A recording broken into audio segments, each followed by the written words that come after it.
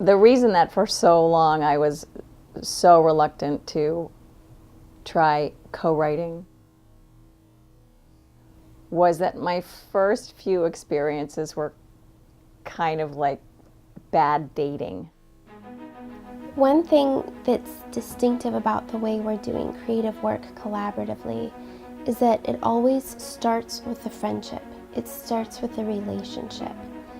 I cannot collaborate with just anybody. I have to have a sense of trust with them, and usually that's built on friendship. I wish it was easier to find one another, almost like if people had a t-shirt they wore. So when you were in the grocery store, buying apples, you could look over and be like, oh my gosh, a poet who's doing her own thing. And you could say, this is gonna be weird, but here's my t-shirt, boom, wanna have lunch.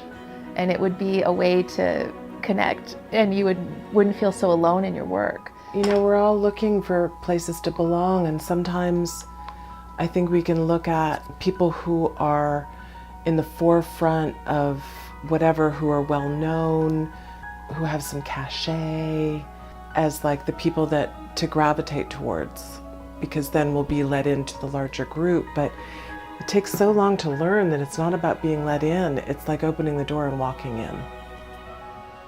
Because we're all doing the same thing. We all want to put something positive and inspiring and beautiful in the world.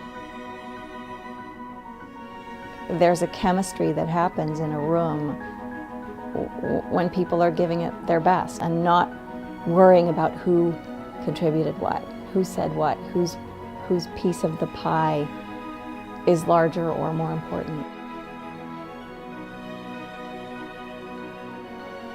Being able to tell the stories with someone else. So you're both saying, you're not alone because here's our stories.